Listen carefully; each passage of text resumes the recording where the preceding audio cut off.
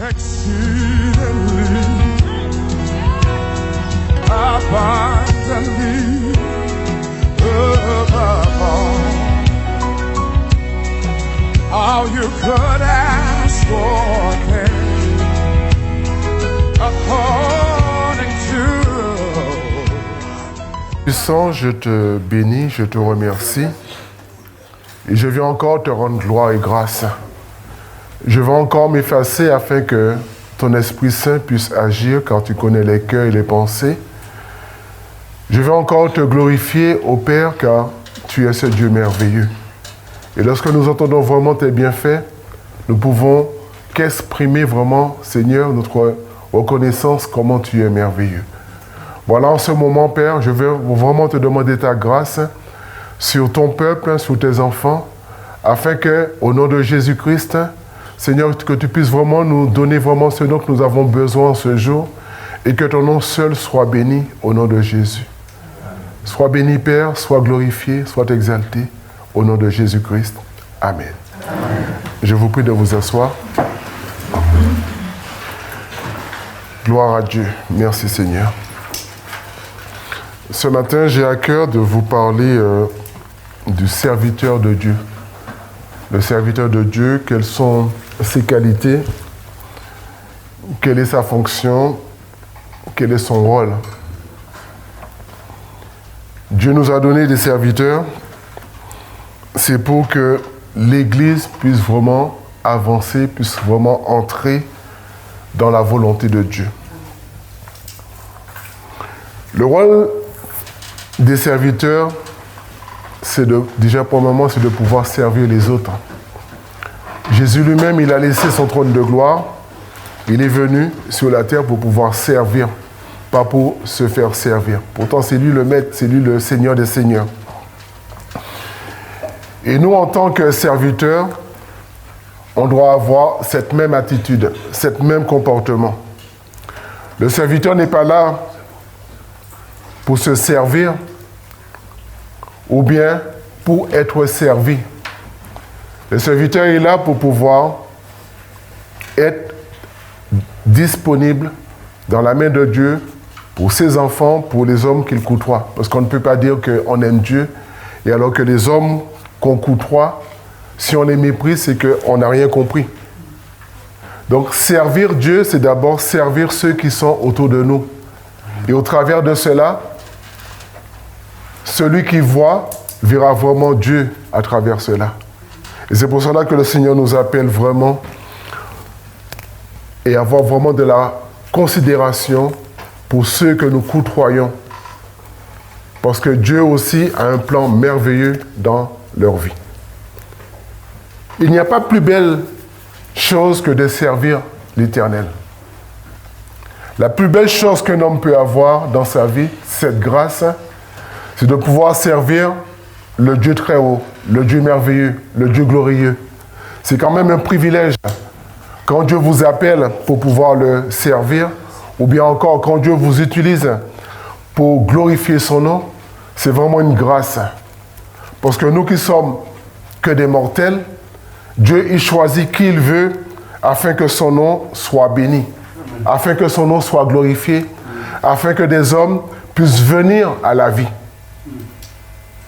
Donc, servir Dieu, pour moi, il n'y a pas plus belle chose en dehors de tout ce qu'on peut offrir à quelqu'un. Quel que soit le métier que quelqu'un peut avoir, mais servir Dieu, c'est quelque chose vraiment de merveilleux. Lorsqu'on a compris cela, on le fait avec dévouement, on le fait avec un cœur sincère, on le fait avec vérité, on le fait dans la vérité. Parce que le Dieu en qui nous croyons, c'est lui qui a conçu toutes choses. Et quand Dieu nous appelle à cela, on doit répondre présent, quelles que soient les situations. Parce que c'est lui qui est au contrôle. C'est lui qui connaît notre vie et il sait que les projets qu'il a formés sur nous, c'est pour sa gloire. Quand Dieu nous appelle à le servir, aussi bien pour ses servantes, nous devons avoir un seul cœur. Nous devons vraiment être déterminés pour la gloire de Dieu. Et comme Jésus nous l'a expliqué. Il nous dit que dans le livre de Luc, le verset 62, il dit que quiconque met la main à la charrue et regarde en arrière n'est pas propre au royaume de Dieu.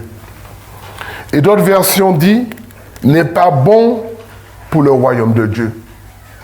L'exigence de Dieu pour pouvoir le servir, c'est que nous devons être totalement entre ses mains, pas à moitié. Notre vie ne dépend plus de nous-mêmes. Notre vie, il est dans les mains de Dieu. Et c'est pour cela que lorsque Dieu nous appelle à le servir, lorsque Dieu nous appelle au service, nous devons ne plus retourner en arrière. Parce que celui qui agit ainsi, Dieu ne peut pas l'utiliser comme il veut. Comme Jésus dit, il n'est même pas bon pour le royaume de Dieu. C'est pour montrer que l'exigence de Dieu à notre égard, nous devons être conscients de cette réalité. Dieu nous a donné à nous occuper de nos foyers, de nos enfants, puisque la Bible nous dit que celui qui ne prend pas soin de sa famille, il est pire qu'un infidèle, il a renié la foi. Et par-dessus, Jésus nous dit que celui qui aime son père, sa mère, ou sa fille, ou son fils, ou sa fille, plus que moi, n'est pas digne de moi. Pour montrer la priorité, l'engagement que l'enfant de Dieu, le serviteur de Dieu, a à l'égard du Seigneur Jésus, à l'égard de l'Éternel. Rien ne doit prendre position, priorité par rapport à ce que Dieu nous demande, par rapport à l'appel que Dieu nous demande. Nous devons chérir notre foyer, nos enfants et tout. Mais avant toute chose, Dieu doit avoir la première place. Il ne faut pas que les bénédictions, les enfants que Dieu nous a donnés, notre épouse ou bien, soient vraiment entre Dieu et nous une pierre d'achoppement, une occasion de chute par rapport à ce que Dieu nous demande de faire. Parce que Dieu va nous demander compte. Parce que l'objectif de Dieu, c'est de pouvoir sauver les hommes. L'objectif de Dieu, c'est que les hommes puissent vraiment se réconcilier à lui. Et c'est pour cela que Dieu dit, moi je cherche un homme qui se met à la brèche pour pouvoir intercéder aussi bien pour l'Église, aussi bien pour la nation. Mais il n'en trouve pas. Voilà pourquoi quand Dieu dispose le cœur d'un homme pour pouvoir le servir, il doit avoir ces qualités-là en soi. Quand Jésus il est venu sur la terre, à l'âge de 12 ans, ses parents étaient inquiets. Et lorsqu'ils sont retournés en arrière à Jérusalem, puisque chaque année ils allaient pour pouvoir adorer, pour pouvoir célébrer la Pâque, qu'est-ce que Jésus lui a dit? Ne savez-vous pas que je dois m'occuper des affaires de mon Père? Donc, déjà, le serviteur de Dieu doit être imprégné vraiment de la vie de Dieu, doit être imprégné vraiment du royaume de Dieu pour savoir ce que Dieu attend, ce que Dieu veut pour que les hommes soient sauvés. Si le serviteur de Dieu n'a pas ça en lui, il est vide en soi-même. On ne vient pas uniquement le dimanche pour pouvoir porter une parole, mais le serviteur de Dieu est toujours en communion avec Dieu.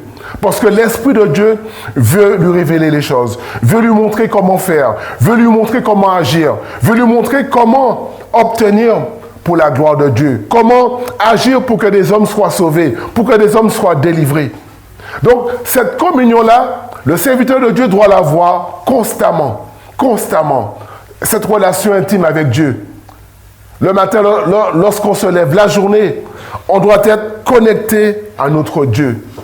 Parce que Dieu, la Bible nous dit que Dieu parle tantôt d'une façon, tantôt d'une autre.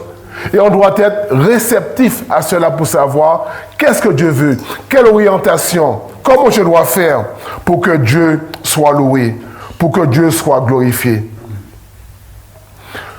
Dans l'Acte des Apôtres 13, à partir du verset 2, ils étaient en train de célébrer le culte. Et à ce moment-là, il y avait des prophètes, des docteurs. Il y avait aussi Barnabas, il y avait aussi Saul. Et au moment de la prière, l'Esprit de Dieu leur dit, mettez-moi à part Barnabas et Saul pour l'œuvre à laquelle que je les ai appelés. Et lorsqu'ils ont terminé de prier, eh bien, ils les ont imposé les mains et ils ont laissé Barnabas et Saul aller pour pouvoir faire ce que Dieu leur demande à faire. Pour montrer que lorsque Dieu vous appelle, ce que Dieu désire, c'est qu'on soit vraiment obéissant. Ils sont partis. Ils sont partis pour pouvoir faire ce que l'Esprit de Dieu leur demandait de faire. Le serviteur de Dieu, l'enfant de Dieu, ne doit pas se préoccuper des choses banales, mais vraiment de se préoccuper vraiment du royaume de Dieu, se préoccuper vraiment des enfants, des hommes que Dieu a créés. Et la Bible nous parle qu'ils sont partis pour pouvoir faire ce que l'Esprit de Dieu leur demandait à faire, ce que Dieu leur avait donné à faire. Ils sont partis avec un compagnon qui est Marc, qu'on appelle Jean-Marc. Ils sont partis à la première mission. Ils sont partis, Marc les a accompagnés. Et au bout d'un certain temps, Marc les a abandonnés pour pouvoir retourner à Jérusalem. Marc était serviteur, il est parti, il les a laissés. Et eux, ils ont continué leur route. Ils ont continué leur route. Et deuxièmement, après, au deuxième voyage, Barnabas voulait prendre à nouveau Marc avec lui, mais Paul n'était pas d'accord. Il y avait une distinction entre eux. Pourquoi? Parce que Marc les avait abandonnés la première fois. On ne sait pas pourquoi. Mais Marc les avait abandonnés. Et par rapport à cela, ça a créé quelques difficultés entre les serviteurs de Dieu. Et donc, ils se sont séparés. C'est pour montrer que lorsque Dieu nous appelle, on ne doit pas regarder à notre propre intérêt. Même si le terrain, il est dur, Dieu sait. Dieu nous donne vraiment le moyen pour pouvoir nous en sortir, pour pouvoir manifester sa gloire. Et voilà, à cause de cela, eh bien, il est parti. Dans le livre de Colossiens 4, verset 10, il est dit que Aristarque, mon compagnon de captivité, vous salue, ainsi que Marc, le cousin Barnabas, au sujet duquel vous avez reçu des instructions. S'il vient chez vous, faites-lui bon accueil. Durant ce laps de temps, on ne sait pas ce qui s'est passé dans le cœur de Marc, dans le cœur des serviteurs. Mais je pensais qu'il priait aussi afin que la situation puisse changer. Et on voit ce même Marc-là, eh bien, il a pris une autre position.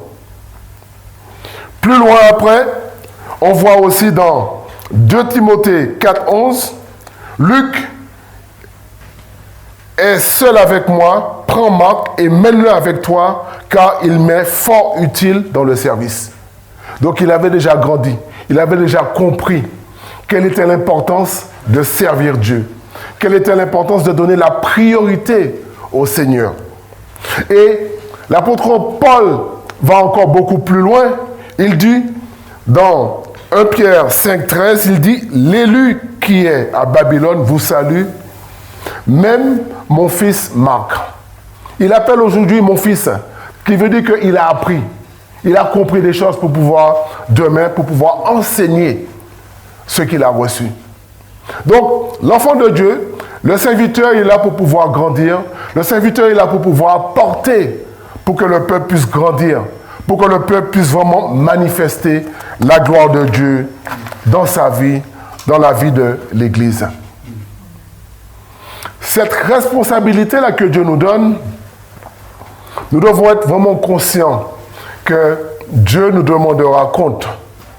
Parce que la Bible nous dit que si un de ces petits-enfants se perd à cause de nous, ce sera terrible pour nous. La Bible nous dit qu'il ne serait pas avantageux pour nous si cela arrive. Et donc nous devons vraiment faire attention afin que aucun des enfants de Dieu ne se perde. Comme Jésus a pu dire à la croix, « Père, tout ce que tu m'avais donné, les voici. » Aucun d'eux ne s'est perdu, sinon le fils de perdition, afin que s'accomplisse la loi. Jésus, il a tout fait afin de garder ce que Dieu lui avait donné. Amen. Et qu'est-ce que Jésus a dit? Père, Les enfants que tu m'avais donnés, qui t'appartenaient, tu me les as confiés. Eh bien, ils ont gardé ta parole. Les voici, je ne les ai pas perdus. Et de la même façon, quand Dieu nous met devant son peuple, c'est pour pouvoir tout faire, pour pouvoir gagner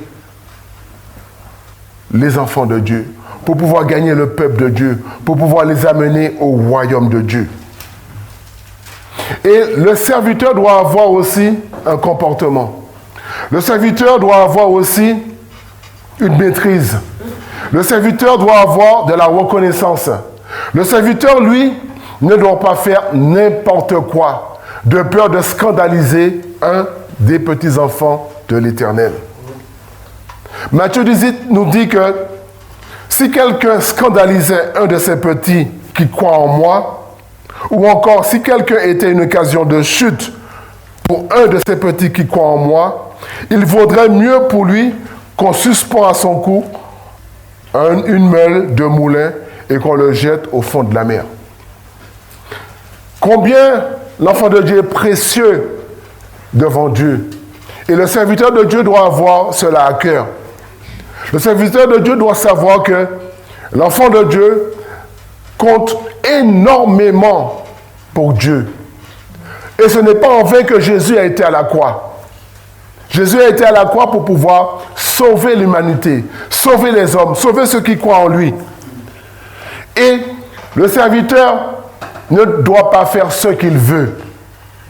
Le serviteur doit se laisser conduire par l'Esprit de Dieu, se laisser conduire par la parole de Dieu. Le serviteur ne doit pas faire ce qu'il veut, même s'il y a des moments difficiles. Il ne doit pas sortir du cadre où Dieu lui a confié. Pourquoi? Parce qu'il ne faut pas que par rapport à sa vie, par rapport à ce qu'il fait, par rapport à ce qu'il dit, il devient une occasion de chute, non seulement pour ceux qui sont dans la maison, mais ceux qui sont en dehors. Le serviteur doit avoir, par la grâce de Dieu, un bon comportement, doit avoir, par la grâce de Dieu, une bonne démarche, doit avoir, par la grâce de Dieu, cette reconnaissance à savoir que si un des enfants se détourne de la voie de Dieu, ce sera terrible pour lui. Et on ne doit pas chercher des choses pour pouvoir nous plaire, ou bien chercher à arranger la parole de Dieu à notre profit, pour faire ce qu'on désire, parce que tôt ou tard, on sera devant Dieu. Tôt ou tard, les choses seront dévoilées. Tôt ou tard, les choses seront vues. Et ce sera la tristesse, la désolation dans le cœur des enfants de Dieu.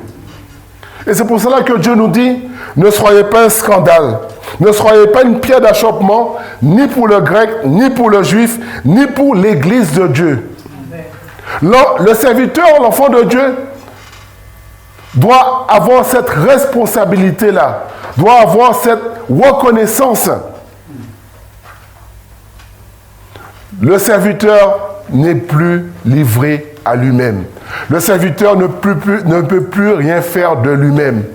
Parce qu'il a choisi Jésus comme son sauveur personnel. Et Jésus, c'est son modèle. Jésus, c'est son modèle. Il doit voir comment Jésus a marché. Comment Jésus a vécu sur cette terre. Plein de miséricorde, plein de compassion, plein de bonté. Le but de Jésus, c'était de sauver. Le but de Jésus, ce n'était pas de regarder à lui-même. Le but de Jésus, ce n'était pas de faire ce qu'il veut. Parce que même en allant à la croix, qu'est-ce qu'il a dit? S'il est possible, Père, que cela s'éloigne de moi, cette coupe-là. Non ma volonté, mais ta volonté. Donc quand Dieu t'appelle pour un service, quand Dieu t'appelle, il faut prendre Dieu au sérieux. Ta priorité devient la priorité de Dieu. Ta priorité devient le royaume de Dieu. Ta priorité devient à ce que les hommes soient sauvés pour la gloire de Dieu. Si Dieu permet que tu traverses un moment difficile, il faut rester ferme. Et tu verras la gloire de Dieu dans ta vie. Beaucoup d'enfants de Dieu sont déçus par rapport à certains serviteurs. Je dirais, je les appelle même pas serviteurs parce que le serviteur, il obéit à son maître. Mais ce sont des faux pasteurs, des faux bergers qui sont là uniquement des mercenaires, uniquement pour leur propre ventre. Ils ne se préoccupent pas vraiment du besoin de l'enfant de Dieu. Le serviteur, il est là pour pouvoir savoir ce que ces brebis ont besoin. Et donc, beaucoup d'enfants de Dieu, à cause de ce qu'ils ont vu, entendu ou fait, ont abandonné la voie de Dieu. D'autres, certains, ne veulent plus venir à l'église par rapport à ce qu'ils ont fait. D'autres, par la grâce de Dieu, ont eu le courage d'aller ailleurs pour pouvoir continuer leur vie. Et c'est encore plus difficile lorsqu'un enfant de Dieu a été déçu pour pouvoir le ramener dans la présence de Dieu. Et c'est pour cela que la Bible nous dit que lorsqu'un enfant de Dieu qui est sorti sous la bonne voie et qu'on vient pour pouvoir le ramener sur la voie droite, eh bien, on l'a gagné et une multitude de péchés est couvert. Montrer que nous devons vraiment faire attention afin que l'enfant de Dieu ne soit pas déçu. Parce que chacun de nous, nous ne sommes pas au même pied d'égalité. Chacun de nous, nous avons une proportion de foi. Chacun de nous, nous devons grandir. Et le serviteur est là pour pouvoir amener tout le peuple, tout le troupeau. Vous avez, comme le berger, il a des brebis, il a des moutons, il a des agneaux, mais il faut qu'il arrive à faire tout avancer. Donc chacun a un rythme et le serviteur de Dieu doit avoir cette sagesse, cette souplesse-là pour pouvoir tout amener pour la gloire de Dieu, dans le royaume de Dieu. Et c'est pour cela que nous devons vraiment faire attention. Lorsqu'un enfant de Dieu est déçu, nous devons vraiment plier genoux par terre pour dire qu'est-ce qu'on a fait, quelle a été notre attitude. Parce que le but de Dieu, c'est de réconcilier. Qu'est-ce que Jésus a dit? Celui qui n'assemble pas avec moi disperse. Celui qui est contre moi, il ne peut pas travailler pour moi. Jésus, c'est notre modèle. Et l'apôtre Paul avait bien dit à Timothée, souffre comme un bon soldat de Jésus. Souffre comme un bon soldat de Jésus-Christ, car il n'est pas de soldat qui s'embarrasse des affaires de la vie s'il veut plaire à celui qui l'a enrôlé. Et l'athlète n'est pas couronné sans combattre selon les règles. Je n'ai pas fait l'armée, mais j'ai un de mes cousins qui m'expliquait un peu comment ça se passe à l'armée. Le soir, à l'improviste, on venait les prendre pour aller faire tout ce qu'il y avait à faire. Et le matin, il fallait qu'ils soient à l'heure au drapeau. Il n'y avait pas de fatigue. À l'armée, on vous éduque, on vous apprend, on vous donne être dans des conditions. Pourquoi? Parce que si demain il y a une bataille, un combat, que vous soyez prêts pour ne pas vous faire tuer et ne pas, à cause de vous, les autres se tuent. Et c'est de la même façon pour nous, en tant que serviteurs de Dieu, nous devons être toujours présents lorsque Dieu nous appelle. Nous devons tout faire par la grâce de Dieu afin que Dieu puisse glorifier son Saint-Nom. Il ne faut pas qu'à cause de nous, qu'un enfant de Dieu perd sa place dans le royaume de Dieu. Donc, le serviteur de Dieu doit s'occuper de Dieu, du royaume de Dieu. Son cœur doit être disposé à cela. Et on va lire dans le livre de 1 Roi 12, à partir du verset 1 à 8.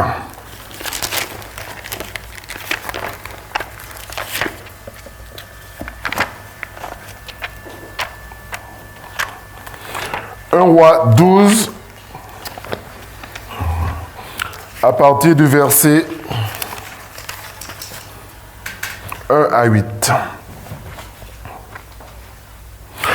Roboam se rendit à Sichem, car tout Israël était venu à Sichem pour le faire roi. C'était après la mort de Salomon. Lorsque Jéroboam, fils de Nébat, eut des nouvelles, il était encore en Égypte où il s'était enfui loin du roi Salomon. Et c'était en Égypte qu'il demeurait. On l'envoya appeler.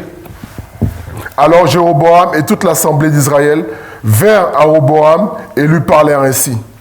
Ton père a rendu notre joug dur. Toi maintenant, allège cette rude servitude et le joug pesant que nous a imposé ton père, et nous te servirons. Il leur dit, allez et revenez vers moi dans 3 jours. Et le peuple s'en alla. Le roi Roboam consulta les vieillards qui avaient été auprès de Salomon, son père, pendant sa vie, et il dit, que conseillez-vous de répondre à ce peuple? Et voici qu'ils lui dirent, si aujourd'hui tu rends service à ce peuple, si tu leur cèdes, si tu leur réponds par des paroles bienveillantes, ils seront pour toujours tes serviteurs. Mais Roboam laissa le conseil que lui donnaient les vieillards. Il consulta les jeunes gens qui avaient les grands, avec qui étaient les gens qui... Je reprends. Et il consulta les jeunes gens qui avaient grandi avec lui et qui l'entouraient. Il leur dit, que conseillez-vous de répondre à ce peuple qui me tient ce langage? Allège le joug que nous a imposé ton père.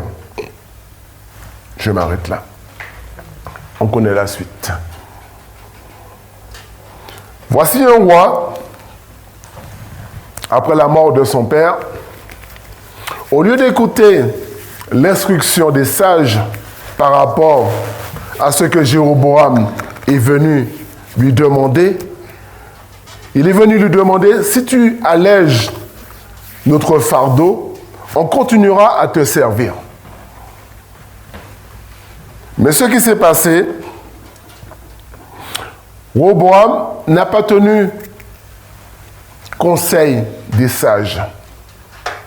Il a été consulter ses amis, les gens avec qui il avait grandi. Et on leur a donné ce qu'il pensait déjà dans son cœur.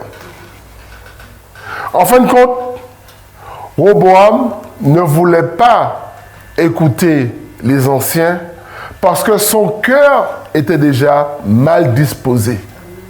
Son cœur était déjà à la haine. Son cœur était déjà à la méchanceté. Et il n'a pas voulu écouter. Il a cherché des hommes qui aillent dans son sens pour pouvoir approuver, pour pouvoir mettre ce sceau-là. Et c'est ce que Dieu n'approuve pas. La parole de Dieu est là pour pouvoir nous redresser. La parole de Dieu est là pour pouvoir nous instruire. Lorsqu'on sort dans la voie de Dieu et qu'on vient nous parler pour nous dire, voilà, ce que tu as fait là n'est pas bon. Voilà comment il faut agir. Et si tu délaisses ce commandement, ça veut dire que déjà dans ton cœur, tu t'es déjà résolu de faire autrement et non de suivre ce que Dieu demande. On peut se tromper, ça arrive. Mais lorsqu'on se laisse avertir et on voit que Dieu nous demande, voilà comment il faut faire, on doit se plier aux règles de Dieu. Si réellement notre cœur est tourné vers Dieu, si réellement on veut faire ce que Dieu nous demande de faire. Il a cherché conseil parce que ça lui plaisait. Et Proverbe 18,4 nous dit que celui qui a beaucoup d'amis les a pour son malheur. Mais tel ami, plus attaché qu'un frère, et encore dans Proverbe 17, l'ami aime en tout temps et dans le malheur il se montre un frère. Lorsque vous avez des amis, j'appelle même pas ça des amis, parce qu'un ami est là pour pouvoir t'élever. Un ami est là pour pouvoir te donner à aller de l'avant. Mais lorsque tu as des hommes qui est là pour pouvoir t'enfoncer dans le mal, ce ne sont pas des amis pour toi. Amen. Donc, il faut les abandonner. Il est préférable d'avoir 2 amis que d'en avoir 10 qui va te conduire dans la fossé. Et l'ami aime en tout temps. Dans le malheur, il surmonte ton frère. Il fera tout pour te dire, mon frère, c'est pas bon ce que tu fais. Dieu ne prend pas plaisir. Regarde, il y a des enfants de Dieu qui comptent. Parce que Dieu t'a donné un service. Il ne faut pas les décevoir. Donc tiens bon. Donc il sera là pour pouvoir te donner les bons conseils. Pour déjà garder ton pied pour que tu ne puisses pas tomber. Et garder aussi celui sous lequel Dieu t'a donné la responsabilité de les amener au trône de la grâce de Dieu. Ézéchiel 18, on va le lire. Ézéchiel 18, à partir du verset 29 à 32.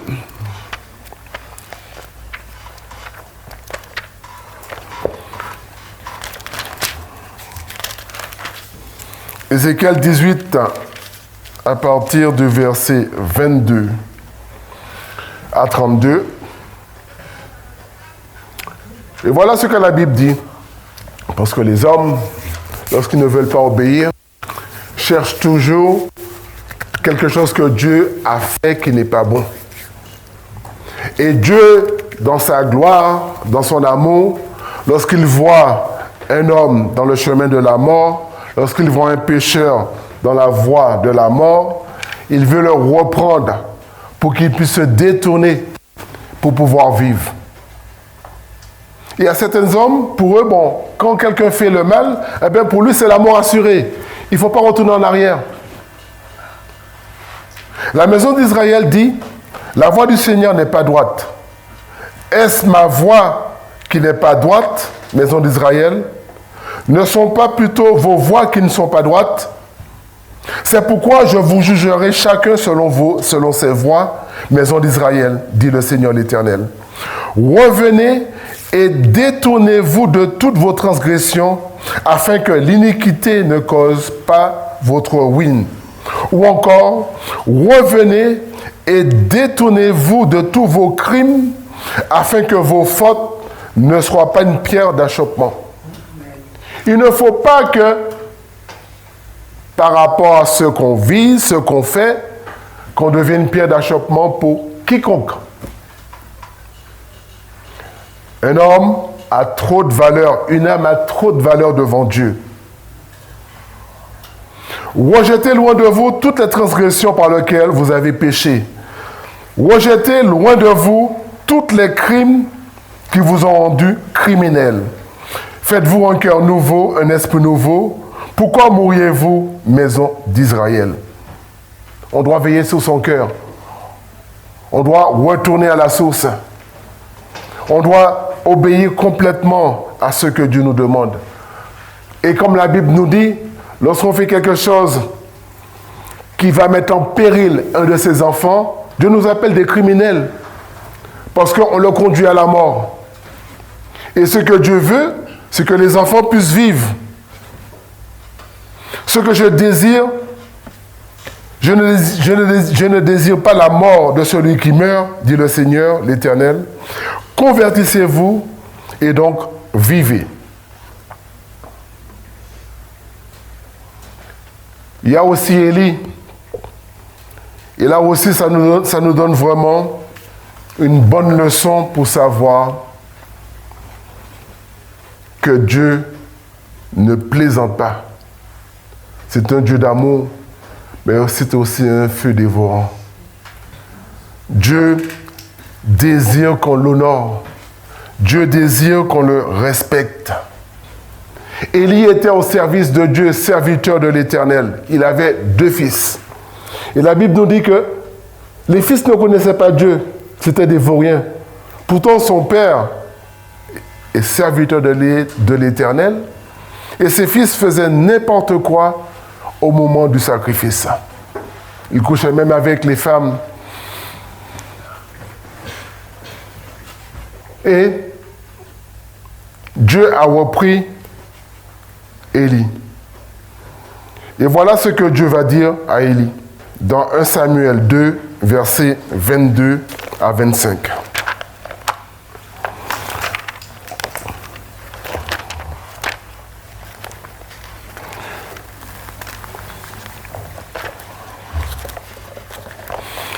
1 Samuel.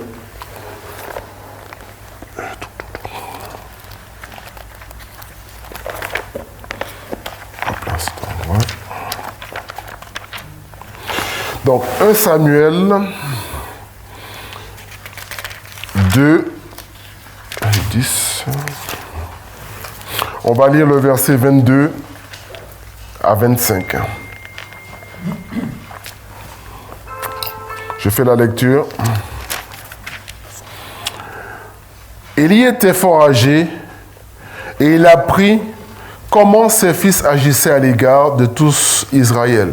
Il apprit aussi qu'il couchait avec les femmes qui s'assemblaient à l'entrée de la tente d'assignation. Il leur dit, « Pourquoi faites-vous de telles choses? Car j'apprends de tout le peuple vos mauvaises actions. Non, mes fils, mes enfants, ce que j'entends dire n'est pas bon. Vous faites pécher le peuple de l'Éternel. Si un homme pêche contre un autre homme, Dieu le jugera. Mais s'il pêche contre l'Éternel, qui intercédera pour lui?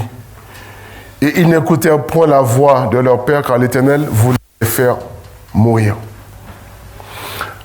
Lorsqu'on lit au premier abord ces versets, on aurait dit que Élie avait repris ses enfants sévèrement. Mais la Bible nous rappelle, toujours dans ce même livre, à partir du verset 27 jusqu'au verset 29, Dieu va envoyer un serviteur auprès de Élie et qu'il dit, « Un homme de Dieu vint auprès d'Élie et lui dit, « Ainsi parle l'Éternel, ne me suis-je pas révélé à la maison de ton père lorsqu'il était en Égypte, dans la maison de Pharaon? Je l'ai choisi parmi toutes les tribus d'Israël pour être à mon service dans le sacerdoce, pour monter à mon autel, pour brûler le parfum, pour porter l'éphod devant moi. Et j'ai donné à la maison de ton père tous les sacrifices consumés par le feu et offerts par les enfants d'Israël. Pourquoi foulez-vous aux pieds mes sacrifices et mes offrandes que j'ai ordonné de faire dans ma demeure? Et d'où vient que tu honores tes fils plus que moi, afin que vous engraissez les prémices de toutes les offrandes d'Israël, mon peuple? » Dieu lui fait une reproche. Pourquoi tu fais passer d'abord tes enfants par rapport à mes lois, à mes ordonnances? Dieu nous a donné des enfants. Dieu désire que le travail qu'il nous a confié, la mission qu'il nous a confiée, qu'il soit à 100% pour Dieu. Et que rien ne doit être au-dessus de ce que Dieu nous demande. Nous devons vraiment faire attention à cela. Et à cause de ça, Élie a perdu ses 2 enfants le même jour parce que le Seigneur l'avait dit. Et lui aussi, il a perdu sa vie.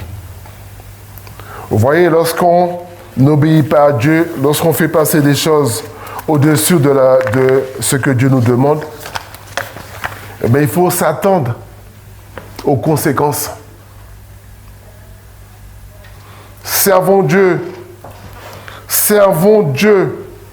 Servons Dieu de tout notre cœur, afin que Dieu soit glorifié, afin que Dieu puisse prendre plaisir à nos sacrifices, à notre service, pour la gloire de son Saint-Nom. Moïse, lorsqu'il a appris qu'il était hébreu, il a voulu défendre un de ses compatriotes en faisant mourir un autre homme. Il a caché cet homme. Et lorsque il a su qu'on savait ce qu'il avait fait, il a eu peur. Et il est parti. Moïse pensait qu'avec l'instruction, la sagesse de Pharaon qu'il avait reçue, c'était avec cette même sagesse-là, cette même instruction qu'il allait pouvoir délivrer le peuple. Et Dieu l'a appelé à l'ordre. Il est parti chez son beau-père. Il est resté 40 ans à s'occuper des brebis. Dieu a voulu lui apprendre, ce n'est pas à ta façon que tu vas délivrer mon peuple, tu vas conduire mon peuple, mais ce sera à ma façon. Il lui a fallu 40 ans pour que Moïse puisse comprendre. Et c'est pour cela que lorsque nous sommes dans une épreuve, l'épreuve peut durer quelques années, quelques jours, mais Dieu sait, si tu n'es pas encore mature, si tu n'as pas encore compris, parce qu'il faut que l'épreuve, quand tu passes l'épreuve, que tu sortes vainqueur, que tu puisses comprendre, afin que tu puisses apprendre aux autres. Et donc c'est au travers, c'est à côté des brebis que Dieu l'a enseigné, que Dieu l'a appris. Tout ce qu'il avait appris d'Égypte, eh bien, ce n'était pas comme cela. Il fallait qu'il connaisse le Dieu véritable. Il fallait qu'il s'approche du Dieu véritable pour pouvoir écouter sa voix, pour pouvoir faire comme Dieu voulait qu'il fasse, non comme il voulait. Et c'est pour cela que nous, nos pensées, on doit le mettre en arrière. On doit chercher à ce que la volonté de Dieu puisse se manifester. Seigneur, est-ce que c'est dans ta volonté? Est-ce que tu veux que je fasse ainsi? Montre-moi, dirige-moi, éclaire-moi. Parce que nous sommes dans le champ de Dieu. Et nous ne devons pas travailler avec notre propre intelligence. Nous ne devons pas faire ce que nous voulons. Dieu ne prend pas plaisir à cela. Il faut qu'on meure à soi-même afin que l'Esprit de Dieu soit grand en nous. Il faut qu'on meure à soi-même afin que Dieu soit glorifié. Et qu'est-ce que Paul a dit? Cet écharde-là, enlève-le-moi. Qu'est-ce que Dieu a dit? Jésus a dit, mais ma grâce te suffit. Donc il a compris que dans sa faiblesse, c'est à ce moment-là qu'il est plus fort. Donc nous, serviteurs de l'Éternel, ce sont ces critères-là qu'on doit avoir. Ce sont ces critères-là qu'on doit avoir. L'apôtre Paul aussi avait de l'instruction, mais il lui manquait la connaissance et la sagesse. C'était un homme fougueux, parce que pour lui, ce qu'il faisait, c'était bien. Il fallait les tuer, parce qu'ils n'obéissent pas à la loi. Ils ne sont pas de Dieu. Il était instruit, et il s'est même vanté. J'ai été instruit par le plus grand, Gamaliel. Et tout le monde connaissait cet homme. Mais lorsqu'il a rencontré Jésus sur le chemin de Damas, qu'est-ce que Jésus lui a dit? Je suis Jésus que tu persécutes. Il te serait dur de régimber contre les aiguillons. Ça veut dire quoi? Il te serait dur de faire ta propre volonté. Et on connaît la vie de Paul, comment il a souffert. Comment il a souffert pour que Dieu puisse se glorifier dans sa vie. La plupart du Nouveau Testament, ce sont les écrits de l'apôtre Paul. Pour montrer que Dieu n'a pas besoin de notre volonté. Dieu veut que c'est sa volonté qui se manifeste dans notre vie.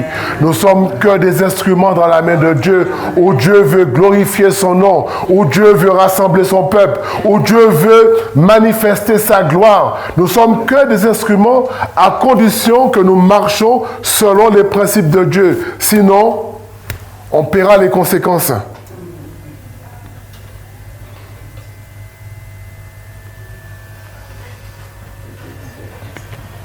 Ésaïe 50, versets 4 à 5, nous dit: Le Seigneur l'Éternel m'a donné le langage des disciples pour que je sache soutenir par la parole celui qui est fatigué. Il éveille chaque matin, il éveille mon oreille pour que j'écoute à la manière des disciples. Le Seigneur l'Éternel m'a ouvert l'oreille et moi je ne me suis pas rebellé, je ne me suis pas retiré en arrière. Le serviteur de Dieu doit avoir cette attitude-là.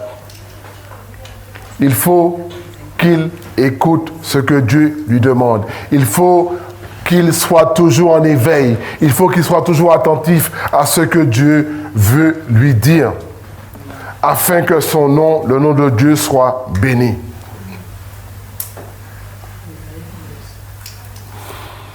Jésus, lorsqu'il s'approchait, lorsqu'il était sur l'anneau, il a vu Israël, il a vu Jérusalem. La Bible nous dit qu'il pleura sur Israël. Pourquoi il pleura? Parce que Israël avait les yeux fermés par rapport à celui qui devait le délivrer. Ils n'ont pas reconnu que Jésus était le Messie. Et c'est pour cela que Jésus a pleuré. Si tu connaissais toi aussi en ce jour, ceux qui te donneraient la paix, mais maintenant cela est caché à tes yeux. Dieu nous a révélé aujourd'hui qui nous sommes. C'est pour cela qu'on doit marcher dans la justice, dans la vérité, dans la pratique de la parole de Dieu. Et dans Matthieu 19, on va le lire.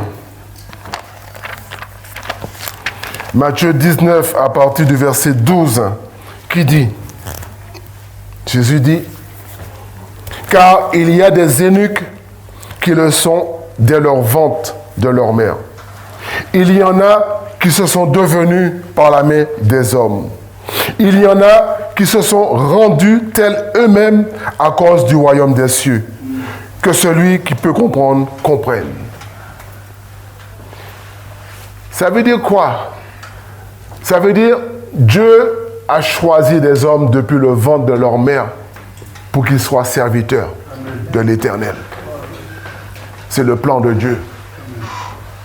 Il y en a, à cause des bons témoignages, ils se sont rendus eunuques. Ils se sont dit, voilà, je vais servir Dieu. À cause encore des bons témoignages, il y en a qui se sont rendus même eunuques.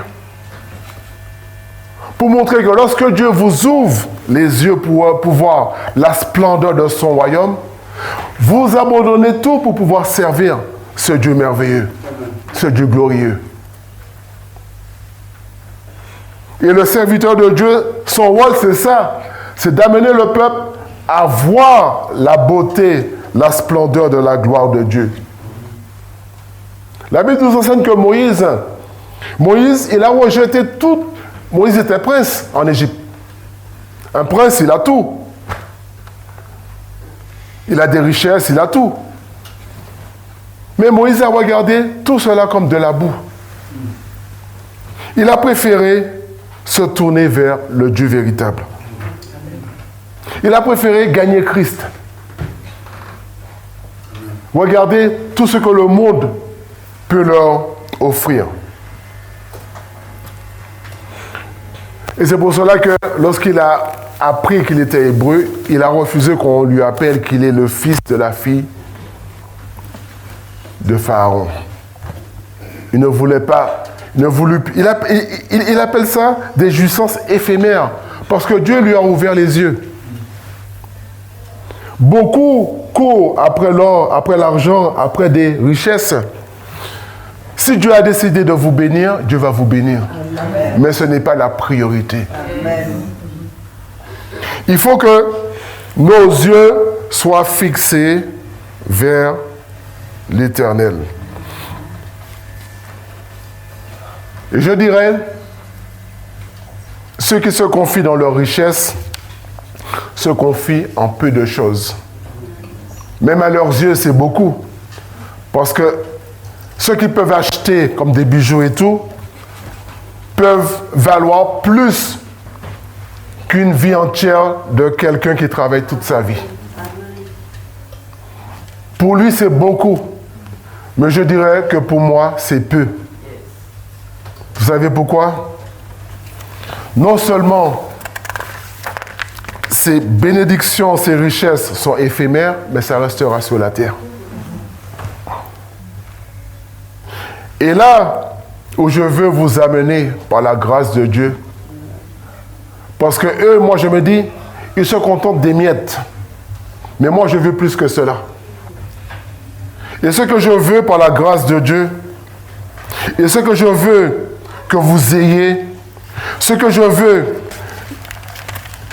que vous contemplez toute votre vie, on va le lire dans le livre de l'Apocalypse, verset 21, de 1 à 3.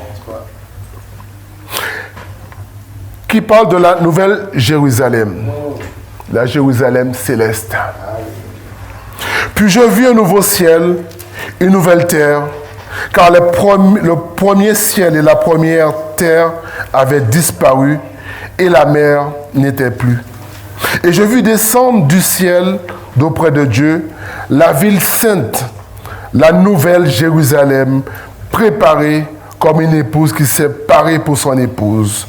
Et j'ai entendu du trône une voix forte qui disait, « Voici le tabernacle de Dieu avec les hommes. Il habitera avec eux et ils seront son peuple et Dieu lui-même sera avec eux. » Verset 10, 21, parce que l'heure arrive, on va le lire. « Il me transporta en esprit sur une grande et haute montagne et me montra la ville sainte Jérusalem qui descendait du ciel d'auprès de Dieu, ayant la gloire de Dieu. Son éclat était semblable à celui d'une pierre très précieuse, d'une pierre de jaspe transparent comme du cristal. Elle avait une grande haute muraille, 12 portes, et sous les 12 anges, et les noms étaient écrits sur les 12 tribus des fils d'Israël. Au verset 18, 21, et qui nous dit, qui va nous décrire les choses merveilleuses. La muraille était construite de jaspe, et la ville d'or pur, semblable à du verre pur. Les fondements de la muraille de la ville étaient ornés de pierres précieuses et de toute espèce.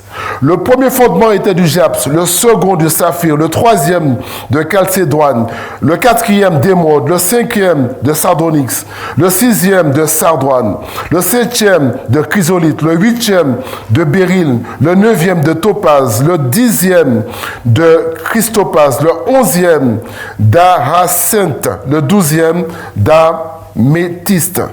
Les 12 portes étaient 12 perles. Chaque porte était d'une seule perle. La place de la ville était d'or pur comme du verre transparent. Voilà ce qui est pour l'enfant de Dieu. Aujourd'hui, ici bas sur terre, on court après l'or. Mais savez-vous que dans le royaume de Dieu, c'est pour cela que Jésus a dit, moi, je suis parti vous préparer une place, afin que là où je suis, vous y soyez. Vous voyez? On marchera. La rue, ce sera une rue d'or, comme du cristal. Amen. Là où les hommes cachent leur butin, leur bien là, parce qu'ils ne veulent pas qu'on les vole, pour nous, on va marcher dessus. La porte sera faite d'une seule pierre précieuse, très précieuse. Vous voyez la grandeur de la porte? Pour montrer la beauté de la gloire de Dieu, du royaume de Dieu. Donc c'est pour cela que mon désir, c'est qu'on tous qu'on soit vraiment dans le royaume de Dieu, afin de contempler la gloire de Dieu, afin vraiment d'exalter le nom de l'Éternel. Donc c'est pour cela que le serviteur de Dieu doit être conscient de cette responsabilité, doit être conscient qu'on ne sert pas Dieu n'importe comment. Et on doit être vraiment dévoué à 100% pour la gloire de Dieu. Amen. Que Dieu soit béni. Amen.